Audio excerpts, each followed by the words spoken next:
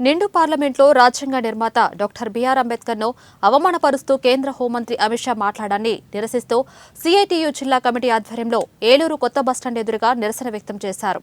తొలుత సిఐటియు జిల్లా కార్యాలయం నుండి కార్యకర్తలు ర్యాలీగా బయలుదేరి బస్టాండ్ వద్దకు నినాదాలు చేస్తూ నిరసన వ్యక్తం చేశారు. ఈ సందర్భంగా సిఐటియు జిల్లా అధ్యక్ష ప్రధాన కార్యదర్శులు ఆర్ లింగరాజు, డిఎన్విడి ప్రసాద్లు మాట్లాడుతూ బీజేపీ మొదటి నుండి రాజ్యాంగాన్ని మార్చడం కోసం ప్రయత్నాలు చేస్తూనే ఉందని, దానిలో భాగంగానే అంబేద్కర్పై దాడి చేస్తున్నారన్నారు.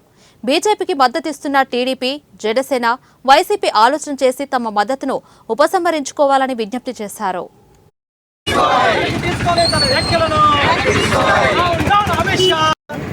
రాజ్యాంగ నిర్మాత డాక్టర్ బిఆర్ అంబేద్కర్ను అవమానిస్తూ కించపరుస్తూ చాలా దుర్మార్గమైనటువంటి వ్యాఖ్యలు చేశాడు.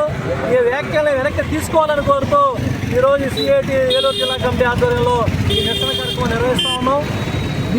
బీజేపీ నాయకత్వం ప్రారంభం నుండి మనువాద రాజ్యాంగాన్ని దేశంలో ప్రవేశపెట్టడానికి ప్రయత్నం చేస్తుంది. భారతదేశంలో ప్రస్తుతం ఉన్నటువంటి రాజ్యాంగాన్ని మార్చడం కోసం అనేక రకాల ప్రయత్నం చేస్తుంది.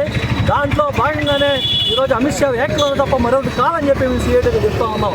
ఈ రోజున అమిత్ షా చేసేటువంటి దురహంకారమైనటువంటి వ్యాఖ్యలు ఇవాళ దేశంలో ఉన్నటువంటి ప్రజలందరినీ కూడా తీవ్రంగా బాధించేటువంటి వ్యాఖ్యలు.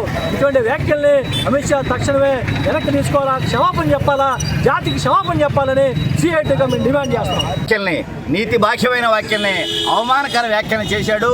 దీన్ని తక్షణమే ఆయన క్షమాపణ చెప్పాలని సీఐటీగా మేము డిమాండ్ చేస్తూ ఉన్నాం. ఈరోజు మనువాద రాజ్యాంగాన్ని తీసుకురావడం కోసం కేంద్రంలో ఉన్న బీజేపీ ప్రభుత్వం శతవిధాల ప్రయత్నం చేస్తుంది. ఈ రాజ్యాంగం ఉండటం బీజేపీకి సుతరామం ఇష్టం లేదు. ఆ బీజేపీకి మద్దతు ఇచ్చే మన ఆంధ్ర రాష్ట్రంలో ఉన్న పార్టీలు కూడా వాళ్ళు కూడా సిగ్గుతో తల ఉంచుకోవాలి. అలాంటి వ్యాఖ్యలు చేసినందుకు కనీసం నోరు తెరిచి ఇది తప్పు అని చెప్పలేని చంద్రబాబు నాయుడు, జగన్, పవన్ కళ్యాణ్ ఎవరి కోసం మీరు పనిచేస్తున్నారో మీరు ఒక్కసారి ఆలోచించాలని మేము కోరుతా ఉన్నాం. బీజేపీకి మద్దతు ఇవ్వడం అంటే మనువాద రాజ్యాంగానికి మద్దతు ఇవ్వడమే. బీజేపీకి మద్దతు ఇవ్వడం అంటే రాజ్యాంగాన్ని దోషం చేయటమే.